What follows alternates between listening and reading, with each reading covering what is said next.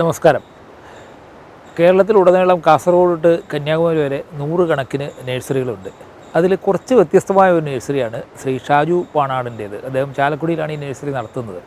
ജൈവ കൃഷിയിലും ജല മാനേജ്മെൻറ്റിലും താല്പര്യമുള്ള എല്ലാവർക്കും വളരെ പ്രയോജനകരമാകാവുന്ന ഒരു വിഷയമാണിത്. കാരണം നമ്മൾ പലപ്പോഴും പറമ്പിലെ വെള്ളക്കെട്ടൊക്കെ വലിയ പ്രശ്നമായിട്ട് കാണുന്നു.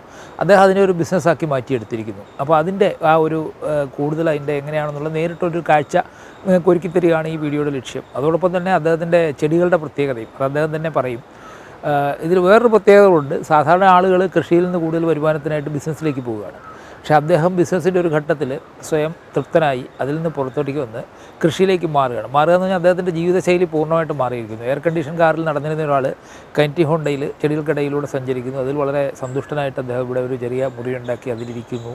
അദ്ദേഹത്തിൻ്റെ സുഹൃത്തുക്കൾ വരുന്നു, കാണുന്നു. ആ മേഖലയിൽ എന്തൊക്കെ പുതുതായിട്ട് ചെയ്യാമെന്ന് ആലോചിക്കുന്നു. അപ്പോൾ ഒരു തരത്തിൽ അദ്ദേഹം വളരെ സംതൃപ്തനാണ്.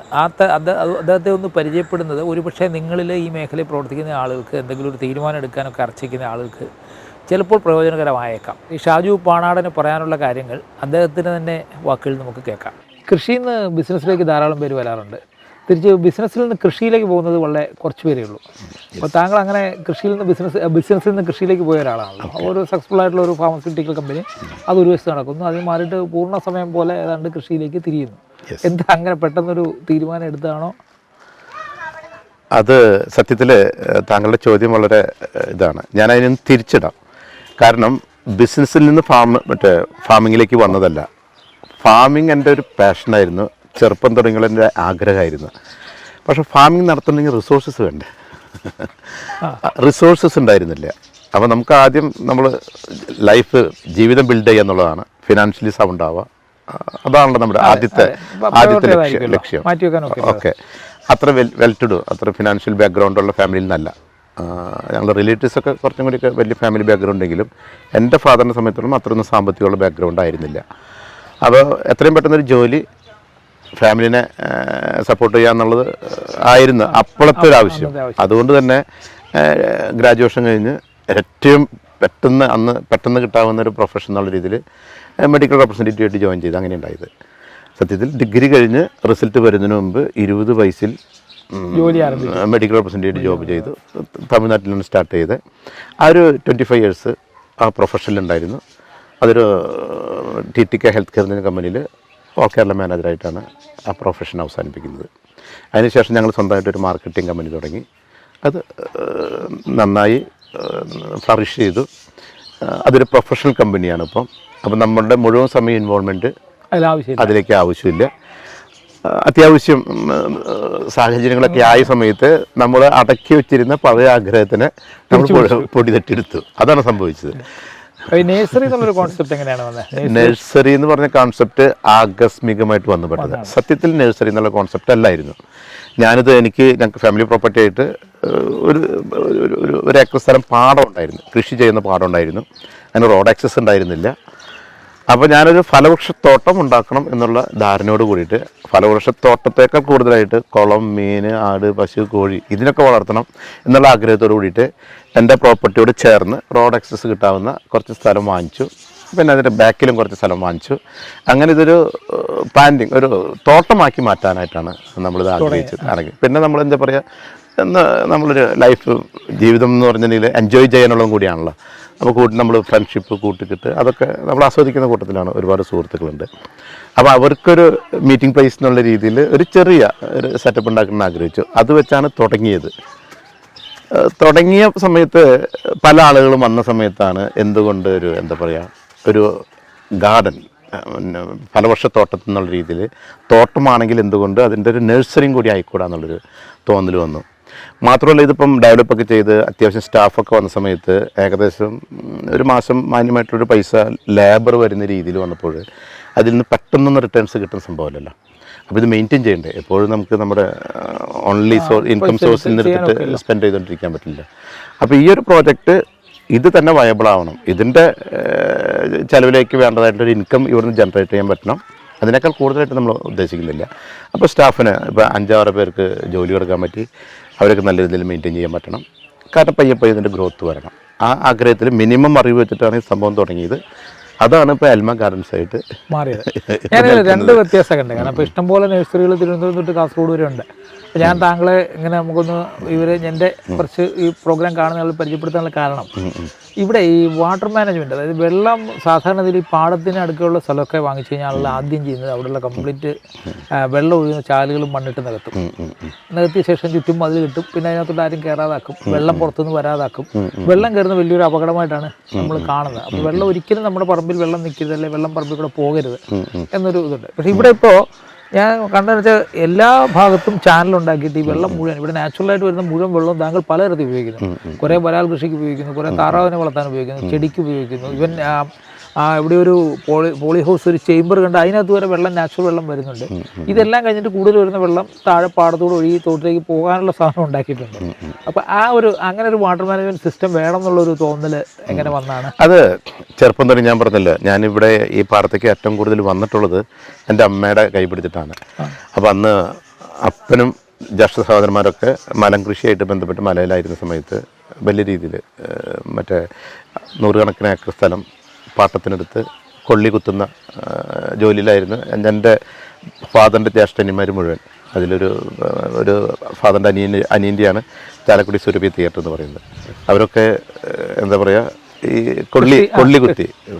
കൊള്ളി കുത്തി ഉണ്ടാക്കിയ ബിസിനസ്സിൽ നിന്നാണ്. പേപ്പർ മില്ലുള്ള ആൾക്കാരുണ്ട്, വലിയ എസ്റ്റേറ്റുള്ള ആൾക്കാരുണ്ട്, തിയേറ്ററുള്ള ആൾക്കാരുണ്ട്. അവരൊക്കെ ബേസ് എന്ന് പറയുന്നത് മലം കൃഷിയിൽ നിന്നാണ്. അന്ന് ഞങ്ങളുടെ കാരണന്മാർ മുഴുവൻ മലം കൃഷിയിലുള്ള സമയത്ത് ഉള്ള പാടം കൃഷി ചെയ്തുകൊണ്ടിരുന്ന അമ്മയാണ്. അപ്പോൾ ചെറുപ്പത്തിൽ ഞാൻ ഏറ്റവും കൂടുതൽ പാടത്ത് വന്നിട്ടുള്ളത് അമ്മയുടെ കൂടെയാണ്. എനിക്കത് വലിയൊരു താല്പര്യമുള്ള കാര്യമായിരുന്നു. അപ്പോൾ അതുകൊണ്ട് ഇതിൻ്റെ ഘടന നമുക്ക് ഏകദേശം കൃത്യമായിട്ട് അറിയാമായിരുന്നു. അപ്പോൾ ഇതിൽ ഒരു ഇഫക്റ്റീവായിട്ടുള്ള വാട്ടർ മാനേജ്മെൻറ്റ് ഉണ്ടെന്ന്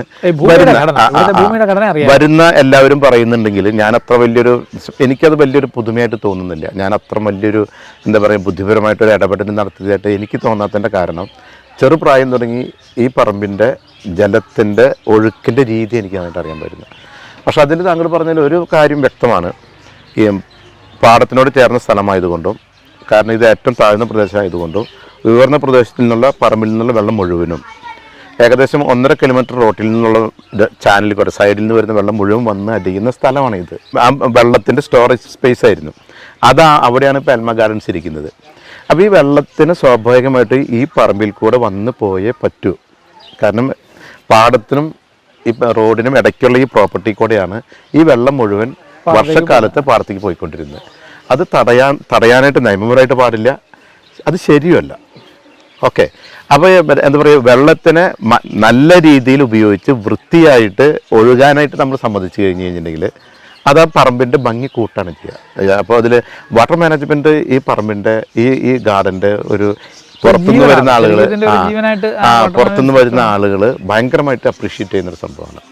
അതിൽ നിങ്ങൾ വരുമ്പോൾ തന്നെ കാണുന്ന എന്താ പറയുക, 6-7 സ്ഥലങ്ങളിൽ നിന്ന് ഈ പറമ്പിൻ്റെ ഏകദേശം 3 ഏക്കർ പറമ്പിൻ്റെ 70% അതിർത്തിയും പുറത്തുനിന്ന് വെള്ളം സ്വീകരിക്കേണ്ടതായിട്ടുള്ള ഉയർന്ന പ്രദേശത്തിന് താഴെ നിൽക്കുന്നതാണ്. അപ്പോൾ ഈ വെള്ളം മുഴുവൻ 8-10 സോഴ്സിൽ കൂടെ നമ്മുടെ പറമ്പിലേക്ക് സ്വീകരിച്ച് നമ്മളുടെ ആവശ്യങ്ങൾ നിർവഹിച്ച് അതിന് താഴത്തെ പാടത്തേക്ക് ഒഴുകാനായിട്ട് അനുവദിക്കുന്ന ഒരു പ്രോപ്പർട്ടിയാണ്. അത് കൂടുതലായിട്ട് 8 മാസം വേണ്ടി വരും. നല്ല വേനൽക്കാലത്ത് ഇവിടെ വെള്ളത്തിന് കുറവുണ്ട്. ഞാനിവിടെ കുഴൽക്കിണർ കുത്തിയിട്ടുണ്ട്. കാരണം പാടശേഖരമാണെങ്കിലും വെള്ളം കിണർ കുത്തി കഴിഞ്ഞാൽ വെള്ളമില്ല. അപ്പോൾ വേനൽക്കാലത്ത് വെള്ളത്തിന് കുഴൽക്കിണർ ആശ്രയിക്കേണ്ട അവസ്ഥയാണ്. 400 അടി ഡെപ്തിലേക്ക് കുഴൽക്കിണർ കുത്തിയിട്ടും ആവശ്യത്തിന് വെള്ളം കിട്ടിയിട്ടില്ല. അപ്പോൾ വാട്ടർ മാനേജ്മെൻറ്റ് വളരെ പ്രധാനപ്പെട്ട ഒരു ഘടകമാണ്. അതുകൊണ്ടാണ് നമ്മൾ നഴ്സറിയിലേക്ക് കയറി വരുന്ന സമയത്ത് കാണുന്ന ബ്രാല് വളർത്തുന്ന ടാങ്ക് എന്ന് പറയുന്നത് റണ്ണിങ് വാട്ടർ, നാച്ചുറൽ വെള്ളം ഉള്ളിൽ കൂടെ ഒഴുകുന്ന രീതിയിലാണ് ചെയ്തിട്ടുള്ളത്. ഏകദേശം 8 മാസത്തോളം ആ ടാങ്കിൽ കൂടെ വെള്ളം ഒഴുകും. എൻ്റെ പോണ്ടെന്ന് പറയുന്നത് നാച്ചുറൽ വെള്ളം സ്വീകരിച്ച് വെള്ളം നിലനിർത്തി എക്സസ് വരുന്ന വെള്ളം പുറത്തോടെ ഒഴുകുന്ന രീതിയിലാണ് ചെയ്തിട്ടുള്ളത്. പിന്നെ സാറ് പറഞ്ഞ പോലെ തന്നെ എന്താ പറയുക, ഇതിൻ്റെ അടിയിൽ കൂടെ ഒക്കെ ചാനലുകളുണ്ട്. ഈ ചാനലിൽ കൂടെയാണ് ഈ വെള്ളം നമുക്ക് ഉപയോഗിച്ച് നമ്മുടെ ജീവികൾ ഉപയോഗിച്ച് ബാക്കി വരുന്ന വെള്ളം പാടത്തേക്ക് പോയിക്കൊണ്ടിരിക്കുന്നത്. ഇതാണ് ഒരു പ്രത്യേകത. രണ്ടാമത്തെ ഒരു പ്രത്യേകത എന്ന് വെച്ചാൽ ഇവിടെ രാസവളം എന്നൊരു സാധനം ഉപയോഗിക്കുന്നില്ല, അല്ലേ? ഇപ്പോൾ ഈ ചാണകവും മാത്രം ഉപയോഗിക്കും. ഞാൻ തന്നെ ഈ നഴ്സറി തപ്പി വരാനുള്ള കാരണം എന്ന് വെച്ച് കഴിഞ്ഞാൽ ഇവിടെ ഈ വലിയ പ്ലാവ് ഇവിടെ മാത്രമേ കിട്ടുള്ളൂ, കായ്ച്ചു തുടങ്ങിയ പ്ലാവ് ഉണ്ടെന്ന് പറഞ്ഞ് അങ്ങനെ അന്വേഷിച്ചാണ് ഞാൻ പറയാം. വന്നപ്പോഴാണ് ഈ വാട്ടർ മാനേജ്മെൻറ്റും ഈ രാസവളം ഉപയോഗിക്കുന്നില്ല എന്നുള്ള കാര്യങ്ങളൊക്കെ ബോധ്യം അപ്പോഴാണ്. അപ്പോൾ ഈ രാസവളം സാധാരണ കൃഷി അല്ലെങ്കിൽ നഴ്സറിയിലൊക്കെ ഇറങ്ങുന്നവർ എത്രയും പെട്ടെന്ന് ചെടിക്കൊരു വളർച്ച വളർച്ചയൊരു പുഷ്ടിയൊക്കെ വേണമെന്ന് രാസവളത്തിലേക്ക് പോകാറുണ്ട്. താങ്കളത് വേണ്ടെന്ന് വെച്ചതിൻ്റെ ഒരു കാരണം എന്താണ്?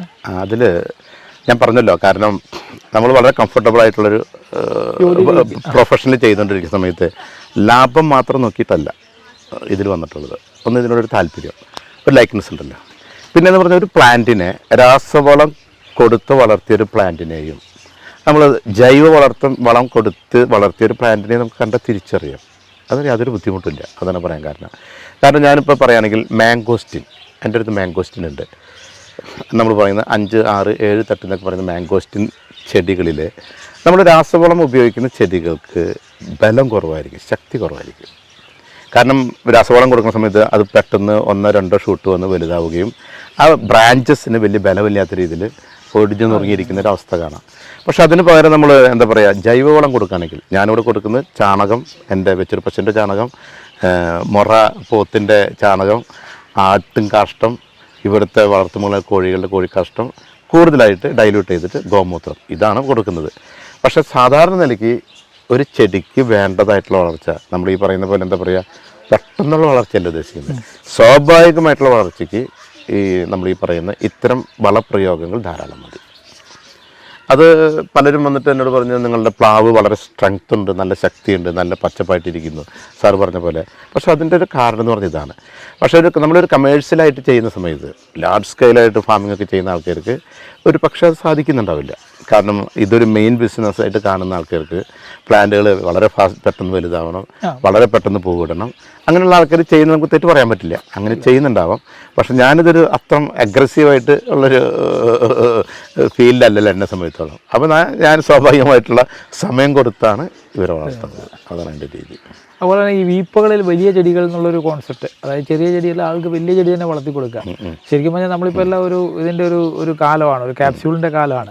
അപ്പോൾ വലിയ ചെടി കിട്ടി മുറ്റത്ത് കൊണ്ട് വെച്ചാൽ പിറ്റേ ദിവസം കാവരുമെന്ന് ആളുകൾ ആലോചിക്കുന്ന കാലം. അപ്പോൾ ആ ഒരു മാർക്കറ്റാണ് താങ്കൾ പ്രധാനമായിട്ടും കാറ്റർ ചെയ്യുന്ന ഒരു മാർക്കറ്റും അല്ലേ? ഈ വീപ്പ നേരത്തെ വളർത്തി നോക്കുന്നു, അതോ നഴ്സറി തുടങ്ങി? ഞാൻ വീപ്പയിൽ ചെറിയ രീതിയിൽ എൻ്റെ പരീക്ഷണങ്ങൾ എൻ്റെ വീട്ടിൽ നടത്തിയിരുന്നത്. ആക്ച്വലി ഡ്രം ഫാമിംഗ് ഞാൻ കമ്പൽഡ് ടു ഡു ദാറ്റ്. കാരണം ഞാൻ പറഞ്ഞുതരാം. കാരണം താഴത്ത് കാണുന്ന ഈ അധികം സ്ഥലങ്ങളും ഫില്ല് ചെയ്തതാണല്ലോ. അപ്പോൾ വർഷക്കാലത്ത് 1 മീറ്റർ 1 അടി 2 അടി ഡെപ്തിൽ ഇവിടെയൊക്കെ വെള്ളമുണ്ട്. വേനൽക്കാലത്തെ കാര്യമല്ല പറയുന്നത്, വർഷക്കാലത്ത് ഇതിൻ്റെ താഴേക്ക് പോകുന്ന സമയത്ത് വർഷക്കാലത്ത് ഒരു 5 മാസത്തോളം നമ്മളെ കാണുന്ന പോണ്ട് നിറഞ്ഞു, നെക്ക് ബോട്ടം നെക്ക് ടോപ്പ് എന്ന് പറഞ്ഞില്ലേ, അത്രത്തോളം മറ്റേ വെള്ളം കവിഞ്ഞ് കിടക്കുന്നതാണ്. കാരണം ഒരു തൂമ്പ നമ്മൾ മണ്ണ് മാന്തി കഴിഞ്ഞ് കഴിഞ്ഞാൽ ഇതിൻ്റെ അടിയിൽ വെള്ളമാണ്. അപ്പോൾ അവിടെ നമുക്ക് പല ഫലവൃക്ഷങ്ങളും നടാൻ പറ്റില്ല. കാരണം വർഷക്കാലത്ത് വേര് ചെന്ന് വെള്ളത്തിൽ മുട്ടി അത് നമ്മൾ കണ്ടാലറിയാം. പല അടയ്ക്കാമരം, ജാതി, ഇതൊക്കെ കേടായി പോകുന്നതിൻ്റെ കാരണം ഈ വെള്ളത്തിൻ്റെ ഇതുകൊണ്ടാണ്. അപ്പോൾ അതുകൊണ്ട് ഈ എന്താ പറയുക, ഡ്രം ഫാമിങ് ചെയ്യാനായിട്ട് ഞാൻ കമ്പൽഡായതാണ്. അങ്ങനെ വന്നതാണ്. ഒരു കാര്യം കൂടി ചോദിച്ചാൽ, പിന്നെ അതിൽ കൂട്ടത്തിലൊരു കാര്യം പറയാം. ഞാൻ ഇതിൻ്റെ വീഡിയോ ചെയ്തതിന് ശേഷം ഒരുപാട് എൻക്വയറി എനിക്ക് വരുന്നവർക്ക് ഒക്കെ നമ്മുടെ ഒരു അർബൻ ലൈഫിൻ്റെ ഭാഗമായിട്ട് 5 സെൻറ്റിൽ 2 സെൻറ്റിൽ 3 സെൻറ്റിൽ വില്ലകളിലൊക്കെയാണ് താമസിക്കുന്നത്. അവരുടെ ആവശ്യം ഇങ്ങോട്ട് വരാണ്. അവർ പേ ചെയ്യാൻ തയ്യാറാണ്. പിന്നെ അവർക്ക് മണ്ണില്ല, അല്ലെങ്കിൽ അതിന് മെനക്കെടുന്ന ആളില്ല. ഒരുപാട് ആൾക്കാർ വിളിക്കുന്ന റിട്ടയർ ചെയ്ത ആൾക്കാരാണ്. റിട്ടയർ ചെയ്ത ആൾക്കാർ നമ്മുടെ നാട്ടിൽ ഒരുപാടുണ്ട്. അവരാണ് ഏറ്റവും കൂടുതൽ യൂട്യൂബ് കാണുന്നത്, സാമ്പത്തികം ഉള്ള ആൾക്കാരാണ്. അവരാവശ്യപ്പെടുന്ന 2-3 പ്ലാന്റ്, അവർ ഉദ്ദേശിക്കുന്ന രീതിയിലുള്ള പ്ലാന്റ് നമ്മളെ വിശ്വസിക്കുന്നു, നല്ല പ്ലാന്റുകളാണെന്ന് അവർ കരുതുന്നു. നിങ്ങൾ ഉണ്ടാക്കി തരാനെങ്കിൽ ഞങ്ങൾക്ക് ചെയ്തു തരാൻ പറ്റുന്ന ഏറ്റവും വലിയൊരു സന്തോഷമായിട്ടുള്ള കാര്യമാണെന്ന് പറയുന്നത്. ഞാൻ എനിക്ക് വന്ന എൻക്വയറീസിൽ നിന്നാണ്. കാരണം ഇതിൻ്റെ ഒരു ആവശ്യം ആളുകൾക്കുണ്ട്. പലരും പറഞ്ഞ് എനിക്ക് മൊബിലിറ്റി പ്രോബ്ലം ഉണ്ട്, യാത്ര ചെയ്യാൻ പറ്റുന്നില്ല. പക്ഷെ നിങ്ങളുടെ വീഡിയോ കണ്ടു, എനിക്ക് മനസ്സിലായി നിങ്ങൾ ഡിപ്പെൻഡബിൾ ആണെന്ന്. അതിൽ വേറൊരു കാര്യങ്ങളുണ്ട്. ഇപ്പോൾ ഈ ഡ്രമ്മിൽ ചെയ്യുമ്പോൾ ഒരു അഡ്വാൻറ്റേജ് എന്ന് വെച്ച് കഴിഞ്ഞാൽ, ഇപ്പോൾ എസ്പെഷ്യലി താങ്കൾ പ്ലാസ്റ്റിക് ഡ്രമ്മാണ് ഉപയോഗിക്കുന്നത്. അപ്പോൾ ഉള്ള ഗുണം എന്ന് വെച്ച് കഴിഞ്ഞാൽ, ഇതിലിപ്പോൾ ഒരു മഗ് വെള്ളം ഒഴിച്ച് കഴിഞ്ഞാൽ പിന്നെ എല്ലാ ദിവസവും വെള്ളം ഒഴിക്കേണ്ട ഒരു കാര്യം വരുന്നില്ല. വല്ലപ്പോഴും ഇടയ്ക്ക് കുറച്ച് വെള്ളം കൊടുത്താൽ മതി. ഇപ്പം മൺചട്ടിയാണെങ്കിൽ പോലും അത് ആവി പിടിച്ച് പുറത്തേക്ക് പോകും. ഇത് വെള്ളത്തിൻ്റെ ഉപയോഗം വളരെ കുറവ്. അപ്പോൾ വയസ്സായ ആളുകൾക്കൊക്കെ ഇപ്പോൾ വീട്ടിലൊരു ചെടി ഉണ്ടെങ്കിൽ ഇടയ്ക്കൊന്ന് ഒഴിച്ചു കൊടുത്താൽ ആ ചെടിയൊക്കെ ഇതിൽ തന്നെ ഒരു പക്ഷെ എല്ലാവർക്കും അറിയാവുന്ന ഞാനൊരു ഇൻഫർമേഷൻ കൂടി പാസ് ചെയ്യാണ്. ഇപ്പോൾ നമ്മൾ ഡ്രം ഫാമിംഗ് ചെയ്യുന്ന സമയത്ത് മരത്തിൻ്റെ സ്വാഭാവികമായിട്ടുള്ള വേര്, മരത്തിൻ്റെ ഒരു സ്വഭാവം എന്ന് പറഞ്ഞിട്ടുണ്ടെങ്കിൽ വെള്ളം കിട്ടുന്ന സ്ഥലത്തിലേക്ക് അതിൻ്റെ വേര് എത്തിക്കോളും. 1 വർഷം അല്ലെങ്കിൽ 2 വർഷം കൊണ്ട് 3 വർഷം കൊണ്ട്. ഇപ്പം നമ്മൾ ഡ്രമ്മിൽ വെക്കുന്നൊരു പ്ലാന്റ് വേറൊരാൾക്ക് സ്ഥലം ലഭ്യത ഉണ്ടെങ്കിൽ താഴ്ത്തി വെക്കുന്നതിൻ്റെ തടസ്സമില്ല. കാരണം ഈ ഡ്രമ്മിൻ്റെ 2 സൈഡിലായിട്ട് 4 ഏകദേശം ഒരു പപ്പടത്തിൻ്റെ വലിപ്പത്തിൽ, പപ്പടമല്ല, ഒരു 2 ഇഞ്ച് ഡയമീറ്ററിൽ 4 ഹോൾ ഇട്ട് കഴിഞ്ഞിട്ടുണ്ടെങ്കിൽ ഇത് നമ്മളൊരു എന്താ പറയുക ഒരു അര അടി ഡെപ്തിലേക്ക് ഈ ഡ്രമ്മിനെ കുഴിച്ചിട്ട് കഴിഞ്ഞിട്ടുണ്ടെങ്കിൽ ഈ വേര് അതിൽ ഇറങ്ങുകയും വെള്ളം ഇതിനാവശ്യം വേണ്ടതായിട്ടുള്ള കാര്യങ്ങൾ ഡ്രമ്മിൻ്റെ പുറത്തുനിന്ന് വേര് വലിച്ചെടുക്കുകയും ഒരു ഡ്രമ്മിലുള്ളതിനേക്കാൾ കൂടുതലായിട്ട് വളരുകയും ചെയ്യുന്നു. മാത്രമല്ല, നമുക്ക് ചെറിയ കോമ്പൗണ്ട് വെക്കുകയാണെങ്കിൽ നമുക്ക് എന്തെങ്കിലും മരത്തിന് സ്വാഭാവികമായിട്ട് വളരാനുള്ള ടെൻഡൻസി ആണെങ്കിൽ നമുക്ക് മിനിമം സ്ഥലത്ത് ഹൈ ഡെൻസിറ്റി ഫാമിംഗ് എന്ന് പറയുന്ന സമയത്ത് മിനിമം സമയത്ത് കൂടുതൽ ഫലവൃക്ഷങ്ങൾ വളർത്തുന്നുണ്ടെങ്കിൽ നമ്മൾ ഈ എയർ സ്പേസ് ലിമിറ്റ് ചെയ്ത് കൊടുക്കണം അവർക്ക്. കാരണം 5 സെൻറ്റ് സ്ഥലത്ത് 2 പ്ലാവ് വെച്ചാൽ 5 സെൻറ്റ് സ്ഥലത്തിൻ്റെ എയർ സ്പേസ് പൂർണ്ണമായിട്ട് പ്ലാവ് എടുക്കും. പക്ഷെ അതിന് പകരം നമുക്ക് 20-25 പ്ലാന്റ് വെക്കണമെന്നുണ്ടെങ്കിൽ ഈ ഡ്രമ്മിൽ വെച്ച് എയർ സ്പേസ് ഡിവൈഡ് ചെയ്ത് കൊടുക്കുക. നമ്മൾ എന്താ പറയുക, എല്ലാ മരങ്ങൾക്കും എയർ സ്പേസ് ഡിവൈഡ് ചെയ്ത് കൊടുത്തു കഴിഞ്ഞിട്ടുണ്ടെങ്കിൽ ഈ 5 സെൻറ്റ് സ്ഥലത്തിൽ നമുക്ക് 30 പ്ലാന്റ് വയ്ക്കാം. കാരണം ജബോട്ടിക്ക വയ്ക്കാൻ കുറേ സ്ഥലം വേണം. പേരം, അബിയു, അച്ചാച്ചറു, സപ്പോട്ട പോലുള്ള എല്ലാ ഫലവൃക്ഷങ്ങളും വളരെ കുറച്ച്. മാത്രമല്ല, അതിൻ്റെ ഒരു ഫണ്ണി ആയിട്ടുള്ളൊരു കാര്യം എന്ന് പറഞ്ഞാൽ നമ്മുടെ ഒരു വീട്ടിലെ റിക്വയർമെൻറ്റ് മാത്രമാണെങ്കിൽ ഒരു വലിയ പ്ലാവിൽ നിന്ന് കിട്ടുന്ന മുഴുവൻ ചക്ക ഒരു വീട്ടുകാരന് ആവശ്യം വരില്ല. അല്ലെങ്കിൽ വലിയൊരു നമുക്ക് 5 സെൻറ്റ് സ്ഥലത്തിൽ വിൽക്കാൻ ഉദ്ദേശിച്ച് കൃഷി ചെയ്യാനൊക്കെ ഇല്ല. ഒരു വലിയ പേരത്തിൽ നിന്നുണ്ടാകുന്ന മുഴുവൻ സാധനങ്ങൾ നമുക്ക് കിട്ടില്ല. അപ്പോൾ നമ്മളൊരു വലിയ പേരമുണ്ടായി, ഒരുപാട് പേരൊക്കെ ഉണ്ടായി, കുറച്ച് നമ്മൾ ഉപയോഗിച്ചു, കുറച്ച് താഴെ വീണ് ചീത്തയായി പോയി.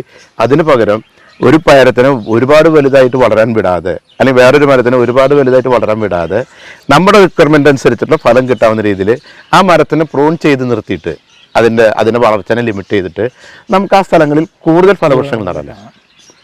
കൂടുതൽ എൻ്റെ ഒരു ഫ്രണ്ട് വളരെ എക്സ്പീരിയൻസ്ഡ് ആയിട്ട് ഒരാൾ പറഞ്ഞ രീതിയിലാണെന്നുണ്ടെങ്കിൽ, നിങ്ങളൊരു ടെറസിൻ്റെ മുകളിൽ ഒരു ഡ്രം വെക്കുകയും ഒരു എൽബോ ഇട്ടിട്ട്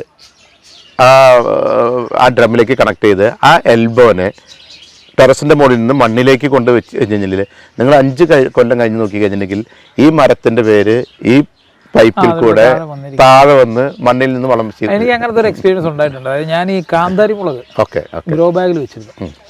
അപ്പോൾ കുറേ ദിവസം കഴിഞ്ഞ് നോക്കിയപ്പോഴത്തേക്ക് അത് കുറച്ച് ദൂരെ നിൽക്കുന്ന ഒരു 50 അടി ദൂരെ നിൽക്കുന്ന ഒരു അക്കേഷ്യയുടെ വേര് ഇവിടെ അടി കൂടെ വന്നിട്ട് ഇതിനകത്ത് കയറിയിട്ട് ഇങ്ങനെ പാമ്പ് ഇരിക്കുന്ന പോലെ ചുറ്റി നമ്മൾ ഈ തലയിൽ വെക്കുന്ന ചുമ്മാടുണ്ടല്ലോ, ചുമ്മാട് അതേപോലെ വേരിരിക്കണം. ഈ ഇതെടുത്ത് ചെടി ഒരു ദിവസം മാറ്റാൻ പറ്റുന്നില്ല. ഈ വേരാണ്. അപ്പോൾ തുറന്ന് എടുത്ത് നോക്കിയപ്പോൾ ഈ കാന്താരി എടുത്ത് നോക്കുമ്പോൾ ആ കൂട് നിറഞ്ഞതിൻ്റെ വേര്, അക്കേഷ്യയുടെ വേര് വെള്ളമുള്ള സ്ഥലം തപ്പി വന്ന് അത് നമ്മൾ അക്കേഷ്യ സോഷ്യൽ ഫോറസ്റ്റിൻ്റെ ഭാഗമായിട്ട് നമ്മൾ ചെയ്ത ഏറ്റവും വലിയൊരു തെറ്റായിരുന്നില്ല. ഒരിക്കലും കേരളത്തിന് അനുയോജ്യമായിട്ടുള്ള ഒരു മരമല്ല അക്കേഷ്യ എന്ന് പറയുന്നത്. പക്ഷെ അക്കേഷ്യ കിലോമീറ്ററുകളോളം വെള്ളം അന്വേഷിച്ച് പോകുന്ന പലപ്പോഴും ഇപ്പോൾ തന്നെ നമ്മുടെ ഈ ദുബായ് ചെടി എന്ന് ഒരു സാധനം വഴിയിൽ വെക്കുന്നുണ്ട്. അത് ഈ പറയുന്ന പോലെ ആ പ്രദേശത്തെ മണ്ണിന്. പക്ഷെ അതിൻ്റെ ബേസിക് കൺസെപ്റ്റ് സാറ് പറഞ്ഞ പോലെ മരത്തിന് സ്വാഭാവികമായിട്ടുള്ളൊരു സ്വഭാവമുണ്ട്. മരത്തിൻ്റെ വേര് അതിൻ്റെ നാച്ചുറൽ സോഴ്സ് ആയിട്ടുള്ള വളം അന്വേഷിച്ച് പോകും. അപ്പോൾ നമ്മൾ ഡ്രമ്മിൽ കൊടുക്കുകയാണെങ്കിൽ അത് ഡ്രമ്മിൽ നിന്ന് കൊടുക്കും. ഡ്രമ്മിനോട് വേറൊരു പ്രത്യേകത എന്ന് പറഞ്ഞു കഴിഞ്ഞാൽ നമുക്ക് ഡ്രമ്മിലേക്ക് നമ്മൾ ചെയ്യുന്ന സമയത്ത് നമ്മൾ ഡ്രമ്മിൽ വെക്കുന്ന ചെടിക്ക് നമ്മൾ ഇപ്പോൾ സോഴ്സ് ചെയ്യണം, പുറത്തുനിന്ന് വളം കൊടുത്തുകൊണ്ടിരിക്കുകയാണ്. അപ്പം ഇടയ്ക്കിടയ്ക്ക് റെഗുലർ ഇൻ്റർവെല്ലിൽ കുറച്ച് കൊടുത്താൽ മതി. ഞാൻ പറയുകയാണെന്നുണ്ടെങ്കിൽ ഡ്രമ്മിലുള്ള ഒരു ചെടിക്ക് ചാണകം മൂത്രം ഡൈല്യൂട്ട് ചെയ്ത് കട്ട പിടിക്കാത്ത രീതിയിൽ 2 ആഴ്ചയിൽ ഒരിക്കൽ ഒഴിച്ചു കൊടുത്ത് ധാരാളം മതി. കാരണം ഈ ഒഴിച്ചു കൊടുക്കുന്ന വളം പുറത്തേക്ക് പോകുന്നില്ല. കാരണം മിനിമം വളത്തിൽ ഈ പ്ലാന്റ് മിനിമം വളർച്ചയല്ല നമ്മൾ ഉദ്ദേശിക്കുന്നുള്ളൂ. ഒരു പടുവൃക്ഷമായിട്ട് വളരാൻ നമ്മൾ ആഗ്രഹിക്കുന്നില്ല. അപ്പോൾ എന്തെങ്കിലും മിനിമം സോഴ്സിൽ നിൽക്കുന്ന ഫലവൃക്ഷം കൂടുതൽ പെട്ടെന്ന് ഈൽഡ് തരും. ഇപ്പോൾ എൻ്റെ ഒരു കവറിലിരിക്കുന്ന ഒരു റംബൂട്ടാൻ ഈ വർഷം പൂത്തിട്ടുണ്ടെങ്കിൽ അടുത്ത വർഷം ആ റംബൂട്ടാനെ നമ്മൾ താഴ്ത്തിറക്കി വെച്ചാൽ ഒരു വർഷം പൂത്തോളുന്നില്ല. കാരണം അടുത്ത വർഷം താഴ്ത്തിറക്കി വെക്കുന്ന സമയത്ത് അതിന് കുറച്ചും കൂടി വലിയൊരു ഏരിയയിലേക്ക് അതിൻ്റെ വേരുകൾക്ക് പോകാൻ പറ്റുമ്പോൾ മരം അതിൻ്റെ വളർച്ചയിൽ കോൺസെൻട്രേറ്റ് ചെയ്യും. എനിക്ക് തോന്നുന്ന എൻ്റെ നാട്ടറി വെച്ച് പറയാണ്, മരം അതിൻ്റെ വളർച്ചയിൽ കോൺസെൻട്രേറ്റ് ചെയ്യുന്ന സമയത്ത് പൂക്കാനും കായ്ഫലം തരാനും ഒരു വർഷം വൈകും. താങ്കൾ ആ സുഹൃത്തുക്കൾ ഇരിക്കാൻ ഉണ്ടാക്കിയ മുറിയുണ്ട്. ആ മുറിക്ക് അകത്തൊരു വലിയ നാട്ടുമാവ് നിൽക്കുന്നു. അപ്പോൾ ചോദിച്ചപ്പോൾ ചന്ദ്രക്കാരനാണ്, അതുകൊണ്ട് മുറിക്കാൻ നിർത്തിക്കാണ്. അപ്പോൾ ആ നാട്ടുമാവ് കൊള്ളാം, അതൊരു നല്ല കാര്യമാണ്. പക്ഷേ ഇപ്പോൾ നമ്മൾ ഈ മറ്റ് ചെടികളുടെ കാര്യത്തിൽ കൂടുതലും പുറത്തുള്ള ഒത്തിരി ചെടികളുണ്ട്. അപ്പോൾ ഈ നാട്ടു ചെടികളെ തിരിച്ചുകൊണ്ട് അങ്ങനെ എന്തെങ്കിലും പദ്ധതി മനസ്സിലുണ്ടോ? സത്യം പറഞ്ഞു കഴിഞ്ഞിട്ടുണ്ടെങ്കിൽ ഹരിസാറിനെ പോലെ ഒരുപാട് ആളുകൾ എന്നെ വിളിച്ച ആളുകളുടെ ലിസ്റ്റ് വെച്ച് നോക്കുകയാണെങ്കിൽ എനിക്കുണ്ടായൊരു രസകരമായിട്ടുള്ളൊരു സംഭവം, ഒരു അനുഭവം പറയാം. എൻ്റെ അടുത്ത് മൈലാപ്പൂ മാവുണ്ട്. ഞാൻ മണ്ണുത്തിയിൽ ചെന്ന സമയത്ത് ഒരു ഹോൾസെയിലർ അടുത്ത് നിന്ന് കിട്ടിയ മാവാണ് മൈലാപ്പൂ മാവ്. അപ്പം ഞാൻ എൻ്റെ ആദ്യത്തെ വീഡിയോയിൽ മൈലാപ്പൂ മാവ് മാവുകളുടെ വെറൈറ്റി പറഞ്ഞ സമയത്ത് മൈലാപ്പൂ മാവെന്ന് ഞാൻ പറഞ്ഞു. എന്നെ പാലക്കാട് NSS കോളേജിലെ ഒരു പ്രൊഫസറാണ് വിളിച്ചത്, റിട്ടയർ ചെയ്ത പ്രൊഫസർ വിളിച്ചിട്ട് പറഞ്ഞു, താങ്കൾക്ക് ഈ മാവ് ഇത് എവിടെ നിന്ന് കിട്ടി? അപ്പോൾ ഞാൻ പറഞ്ഞു, ഞാൻ വളരെ ഉള്ളത് ഒരുപാട് ഇതില്ല. ഞാൻ പറഞ്ഞു, ഇങ്ങനെ മണ്ണത്തിലൊരു ഹോൾസെയിലറിൽ നിന്ന് മേടിച്ചതാണ്. അപ്പോൾ ആൾ പറഞ്ഞു, എൻ്റെ വീട് തിരുവല്ല ഭാഗത്താണ്. ഈ മൈലാപ്പൂ മാവിൻ്റെ കേരളത്തിലെ ഒറിജിൻ എൻ്റെ വീട്ടിൽ നിന്നാണ്. ഈ മാവ് ആകെ ഉണ്ടായിട്ടുള്ളത് എൻ്റെ തറവാട്ട് വീട്ടിലാണ് ഈ മൈലാപ്പൂ മാവ് ഉണ്ടായിട്ടുള്ളത്. അപ്പോൾ ഞാൻ പറഞ്ഞു, ശരിയായിരിക്കാം. കാരണം മറ്റേ ബഡ്ഡിങ് എന്ന് പറഞ്ഞ സംവിധാനം വന്നതോട് കൂടിയിട്ട് ഒരു മാവിൽ നിന്ന് ആയിരക്കണക്കിന് ബഡ് ഉൽപ്പാദിപ്പിക്കാമല്ലോ. അപ്പോൾ ഒരു പ്ലാന്റ്, നല്ലൊരു പ്ലാന്റ്, ഒരു മൈലാപ്പൂ മാവ് ഒരു നഴ്സറിക്കാരൻ ഐഡൻറ്റിഫൈ ചെയ്ത് കഴിഞ്ഞിട്ടുണ്ടെങ്കിൽ 5 കൊല്ലം കൊണ്ട് കേരളം വേണമെങ്കിൽ ഫ്ലഡ് ചെയ്യിക്കാം മൈലാപ്പൂ മാവിനെ കൊണ്ട്. കാരണം അത്രയധികം ബഡ്ഡിങ് അങ്ങനെ ഒരു സംവിധാനമാണല്ലോ. അപ്പോൾ സാർ പറഞ്ഞൊരു സ്മര എന്നൊക്കെ പറഞ്ഞിരിക്കുന്ന സമയത്ത് അതൊരു അനുഭവം. അങ്ങനെ ഇരിക്കുന്ന സമയത്ത് ഒരു ദിവസം എന്നെ ഒരാൾ വിളിച്ചു, കൊല്ലത്താണ്, ഹരി എന്നാണ് ആളുടെ പേരെന്നാണ് എൻ്റെ ഓർമ്മ. ആൾ വിളിച്ചിട്ട്, നിങ്ങളുടെ അടുത്ത് മൈലാപ്പൂ മാവുണ്ടെന്ന് വെച്ചു. ഞാൻ പറഞ്ഞു, എൻ്റെ അടുത്ത് മൈലാപ്പൂ മാവുണ്ട്, ലൊക്കേഷൻ അയച്ചു തരാമോ? ഞാൻ പറഞ്ഞു, ലൊക്കേഷൻ അയച്ചു തരാം. ഒരാൾ വന്നു. അപ്പോൾ ആൾ ബാംഗ്ലൂരിൽ നിന്ന് കൊല്ലത്തേക്ക് പോകാറ്. ആളുടെ വീട് കൊല്ലത്താണ്, കൊല്ലത്തേക്ക് പോയിക്കൊണ്ടിരിക്കുകയാണ്. അപ്പോൾ ആൾ പറഞ്ഞു, ഞാൻ മൈലാപ്പൂ മാവ് അന്വേഷിച്ചിട്ടുണ്ട്. അപ്പോൾ ഞാൻ പറഞ്ഞു, മൈലാപ്പൂ മാവ് ഉണ്ട്. അപ്പോൾ ആൾ പറഞ്ഞു, എൻ്റെയും തറവാട്ട് വീട് കുടുംബം തിരുവല്ലയിലാണ്, എൻ്റെ വീട്ടിൽ മൈലാപ്പൂ മാവുണ്ട്, ഞാനത് കഴിച്ച ഒരു മധുരം എൻ്റെ മനസ്സിൽ നിൽക്കുന്നുണ്ട്. ആൾ പറഞ്ഞു, ഞാനൊരു ഡോക്ടറും കൂടിയാണ്. ആൾ കുവൈറ്റിൽ എമർജൻസി മെഡിസിനിൽ കുവൈറ്റിൽ വലിയൊരു ഹോസ്പിറ്റലിൽ പ്രാക്ടീസ് ചെയ്യുന്ന ഡോക്ടറാണ്. മാസത്തിൽ 2 മാസത്തിൽ ഒരിക്കൽ വന്നു പോകും. അപ്പോൾ ഫാമിങ്ങിനോട് വലിയ താല്പര്യമാണ്, അത് കൂടുതൽ ഇൻട്രസ്റ്റ് വൈഫിനാണ്. അപ്പോൾ ആ മൈലാപ്പൂ മാവിൻ്റെ ഒരു ടേസ്റ്റ് എൻ്റെ ലിങ്കർ ചെയ്യുന്നുണ്ട്, എൻ്റെ ഇതിൽ ലിങ്കർ ചെയ്യുന്നുണ്ട്. അപ്പോൾ അത് അന്വേഷിച്ച് വന്നതെന്ന് പറഞ്ഞു. അപ്പോൾ നമ്മൾ പറയുമ്പോൾ വ്യത്യസ്ത തരം മരങ്ങളെ ഒക്കെ ഇഷ്ടപ്പെടുന്ന ആളുകൾ ഒരുപാടുണ്ടെന്നുള്ളതാണ്. ഒരുപാട് ആളുകൾ ഇഷ്ടപ്പെടുന്നുണ്ട്. അപ്പോൾ മൈലാപ്പൂ മാവിനെ ആയിട്ട് ബന്ധപ്പെട്ടൊരു ആ മാവിൻ്റെ ഒരു സ്വഭാവം പറഞ്ഞു തന്നു. ഏകദേശം 400 ഗ്രാം വരുള്ളൂ. ചുണ്ട് ചോന്നിരിക്കും, നന്നായിട്ട് പഴുത്ത് കഴിഞ്ഞിട്ടുണ്ടെങ്കിൽ. ഭയങ്കര ജ്യൂസി ആയിട്ടുള്ള മാവാണ്, ഭയങ്കര പാലറ്റബിളാണ് എന്നൊക്കെ പറഞ്ഞു കഴിഞ്ഞിട്ട് ഒരു ചെറിയ മാവ് എന്നെ 2 ആളുകളെ കണക്ട് ചെയ്യാനായിട്ട് സംഭവിച്ചു എന്ന് പറഞ്ഞ പോലെ. അതുപോലെ ഒരുപാട് ഇൻഫർമേഷൻ ഇപ്പം എന്നുണ്ടെങ്കിൽ എന്താ പറയുക, ഒരുപാട് കാര്യങ്ങൾ ചെയ്യാനുണ്ടെന്ന് പോലെ തോന്നുന്നു. കാരണം എന്താ പറയുക, നമ്മൾ കലാം പറഞ്ഞ പോലെ, നിങ്ങൾ ഉറങ്ങുമ്പോൾ കാണുന്നതല്ല സ്വപ്നം എന്നാണല്ലോ ഡോക്ടർ അബ്ദുൽ കലാം പറഞ്ഞിട്ടുള്ളത്. നിങ്ങളുടെ ഉറക്കം കെടുത്തുന്നതാണല്ലോ സ്വപ്നം എന്ന് പറയുന്നത്. എന്ന് പറഞ്ഞ പോലെ ഞാൻ 6 മണി വരെ സുഖമായിട്ട് കിടന്നുറങ്ങിക്കൊണ്ടിരുന്ന ആൾ എനിക്ക് 4 മണിക്ക് ഉറക്കം അവസാനം. കാരണം ചെയ്തു തീർക്കാനായിട്ട് ഒരുപാട് കാര്യങ്ങളുണ്ട്, പുതിയതായിട്ട് ചെയ്യാനായിട്ട് ഒരുപാട് കാര്യങ്ങളുണ്ട്. അതെ അതെ, ഈ വെയിലും കൊണ്ട് നമുക്ക് അത് ഞാൻ നന്നായിട്ട് ആസ്വദിക്കുന്നുണ്ട്. പിന്നെ അതിൽ ഏറ്റവും വലിയൊരു പ്രശ്നം എന്ന് പറഞ്ഞു കഴിഞ്ഞിട്ടുണ്ടെങ്കിൽ, ആളുകൾ പ്രതീക്ഷിക്കുന്ന അത്ര നോളജ് എനിക്കിതൊക്കെ ഇല്ല എന്നുള്ളതാണ്. കാരണം ഒരു വീഡിയോ ചെയ്ത് കഴിയുമ്പോൾ ഒരുപാട് ആൾക്കാർ വിചാരിക്കും നമ്മൾ ഇതിനെപ്പറ്റി ആധികാരികമായിട്ട് അറിവുള്ള ആളെന്നാണ്. കാരണം ഞാൻ ആകെ 1.5 കൊല്ലം മുമ്പ് മാത്രം താല്പര്യത്തിൻ്റെ മുകളിൽ വന്നപ്പെട്ട് കാര്യങ്ങൾ പഠിച്ചുകൊണ്ടിരിക്കുന്ന ഒരാളാണ്. അപ്പോൾ പലരും നമ്മൾ വിളിക്കുന്നത് വലിയ രീതിയിൽ എന്താ പറയുക ഇതിനെപ്പറ്റി. അപ്പോൾ അത് ആ ഒരു പോരായ്മ. പിന്നെ ഞാൻ പലപ്പോഴും എന്താ പറയില്ല, ഈ വീഡിയോ കണ്ടിട്ട് ഒരുപാട് ദൂരത്തുനിന്ന് ആളുകൾ വരുമ്പോൾ ഞാൻ അവരെ നിരുത്സാഹപ്പെടുത്താണ്. കാരണം വീഡിയോയിൽ കാണുന്ന അത്ര ഭംഗി ഒരു പക്ഷെ നേരിട്ട് കാണുമ്പോൾ ഒരു പ്രോജക്റ്റ് ഉണ്ടാവില്ല.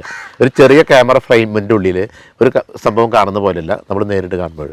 അപ്പോൾ ഒരു ഓവർ എക്സ്പെക്റ്റേഷൻ ആവുന്നുണ്ട് ആൾക്കാർക്ക്. അത് എനിക്ക് പലപ്പോഴും ഒരു ബാധ്യതയായിട്ട്. വേറൊരു കാര്യമുണ്ട്, ഇതിൽ നിന്ന് വേറൊരു പാഠവും ആൾക്ക് കിട്ടും.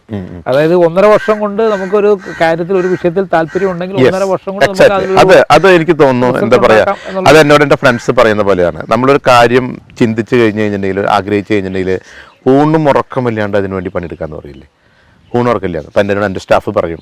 അപ്പം ഞാനിന്ന് രാവിലെ വന്നിട്ട്, എൻ്റെ സ്റ്റാഫ് എന്ന് പറഞ്ഞിട്ടുണ്ടെങ്കിൽ ആളൊരു ആർട്ടിസ്റ്റാണ്.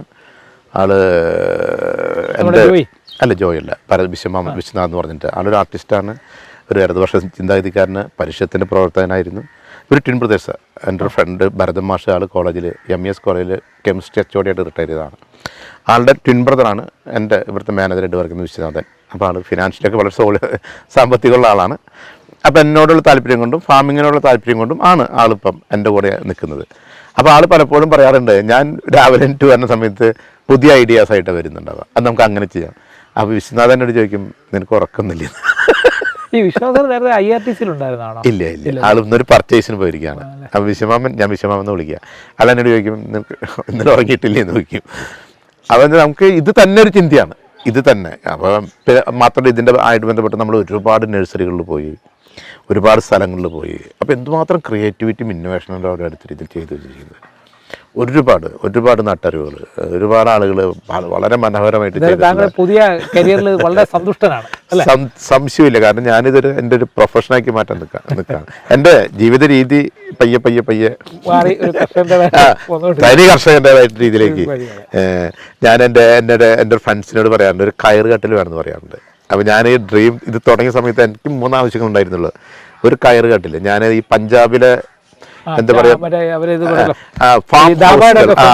പഞ്ചാബിൽ 100-200 ഏക്കറുള്ള തോട്ടങ്ങളിൽ അവരിരിക്കുന്ന കൃഷിക്കാരും ജോലിക്കാരും മുതലാളിക്ക് ഇരിക്കുന്ന ഒരു ചെറിയൊരു സെറ്റപ്പ് ഉണ്ടാവും. ഒരു മരത്തിൻ്റെ കീഴിലായിട്ട് ഒരു കയറുകെട്ടിൽ, പിന്നെ ഒരു 1-2 കന്നുകാലികൾ, ഒരു എന്താ വൈക്കോൽത്തൂർ. ഇതാണ് ഞാൻ കയറുകെട്ടിൽ സത്യത്തിൽ അന്വേഷിച്ചിട്ട് കിട്ടാത്തതുകൊണ്ടാണ്. അല്ലെങ്കിൽ ആ ജാതിക്കട കെട്ടി എനിക്ക് അവിടെ ഇരിക്കുന്ന ആഗ്രഹമുണ്ട്.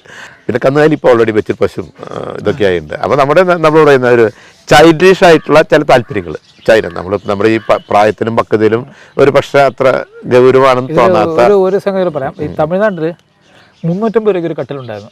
അതായത് നമ്മൾ ഈ പട്ടിക കൂട്ടി അടിച്ചിട്ട് പനയുടെ 4 കുറുകെ കിട്ടി ഭയങ്കര സുഖം അത് കിടക്കാം. എന്ന് മാത്രമല്ല നമുക്ക് ഒരു കൈ എടുത്ത് ഒരു കുട കൊണ്ടുപോകുന്ന തോളെ വെച്ചോണ്ട് വെയിറ്റ് ഇല്ലാതെ കൊണ്ടുപോകും. ഇത് ഞങ്ങളുടെ ഓഫീസ് ഒരു ഷൂട്ടിംഗ് ആവശ്യമായിട്ട് ഒരു 2000 ഒരെണ്ണം വാങ്ങിച്ചത്, 2001-ലോ 2002-ലോ അങ്ങോട്ട് വാങ്ങിച്ചത്. അത് ഇത്ര അടുത്ത കാലം വരെ ഇപ്പോഴും അതിന് കുഴപ്പമൊന്നുമില്ല. പക്ഷെ ഞാൻ അത് 2ാമതൊരെണ്ണം തപ്പിയിട്ട് അത് ചെയ്യുന്ന ആളുകളെ കിട്ടാനില്ല. ആ സാധനം മാർക്കറ്റിൽ നിന്ന് ഔട്ടായി. അങ്ങനെ ആ സാധനം അപ്രത്യക്ഷമായി. ശരിക്കും അത് പനംകെട്ടിൽ അത് നല്ല സ്കോപ്പുള്ള ഒരു സാധനം. പക്ഷെ അത് പോയി. നമ്മുടെ ഈ എന്ന് വെച്ചാൽ നമുക്ക് പല ആഗ്രഹങ്ങളും ചെറുപ്രായത്തിൽ വരുന്നതാണ്. നമ്മൾ വലിയ പ്രായത്തിൽ വരുന്ന ആഗ്രഹം BMW മേടിക്കണം, വിദേശയാത്ര ഒരുപാട് ചെയ്യണം, അങ്ങനെയുള്ള ആഗ്രഹങ്ങളും ചെറുപ്രായത്തിൽ വരില്ല. അതൊക്കെ നമ്മൾ റിയാലിറ്റി ആയിട്ട് മാച്ച് ചെയ്യുന്ന ആഗ്രഹങ്ങളല്ലേ വരാൻ പറ്റില്ല. നമ്മൾ സാമ്പത്തികമായിട്ട് ഉയരാതെ നമുക്ക് ഇതൊന്നും ആവശ്യങ്ങളൊന്നും നമുക്ക് ഇത്തരം ആഗ്രഹങ്ങൾ നമുക്ക് സ്ഥാപിക്കാൻ പറ്റില്ല. അപ്പോൾ നമ്മൾ പെർസ്യൂ ചെയ്യുന്നപ്പോഴും ചെറുപ്രായത്തിൽ നമ്മുടെ മനസ്സിൽ വന്ന് കയറിയ ആഗ്രഹങ്ങളാണ് എന്നെ സംബന്ധിച്ചോളം വലിയ പ്രായത്തിൽ നമ്മൾ ബിസിനസ്സിലൊക്കെ വന്നതിന് ശേഷം ആഗ്രഹിക്കുന്ന കാര്യങ്ങളോട് നമുക്ക് വലിയ ആഗ്രഹമില്ല. അല്ല, അതൊരു കണക്ക് നല്ലതാണ്. അതുകൊണ്ടാണ് ഇത് ചെയ്യാൻ പറ്റുക. പരിചയപ്പെടാൻ കഴിഞ്ഞതിൽ സന്തോഷം. Thank you so much. Right. ജൈവ കൃഷി ഫലപ്രദമാകുമോ, അതുപോലെ തന്നെ പറമ്പിലെ വെള്ളക്കെട്ട് നമ്മളതെങ്ങനെ ഒഴിവാക്കും എന്നൊക്കെ ആലോചിച്ച് തലമുണ്ടാക്കുന്നവർക്ക് വളരെ കൃത്യമായ ഒരു മാതൃക അദ്ദേഹം കാണിച്ചു തരികയാണ്. ചെയ്ത കാര്യങ്ങളാണ് അദ്ദേഹം നമ്മളോട് പറയുന്നത്. ഇത് നമ്മൾ ആര് ചെയ്താലും ഇതേ ഫലം തന്നെ ഉണ്ടാകുന്നതാണ്. ആകെ വേണ്ടത് അത് ചെയ്യാനുള്ള ഒരു ഒരു മനസ്സും ഒരു തൻ്റെ ഇടവും ഉണ്ടെങ്കിൽ നമുക്ക് ആർക്കും ഇത് ചെയ്യാൻ പറ്റും. അദ്ദേഹത്തിൻ്റെ മാതൃക കേരളത്തിൽ കൂടുതൽ ആളുകൾ സ്വീകരിക്കുമെന്ന് നമുക്ക് പ്രതീക്ഷിക്കാം.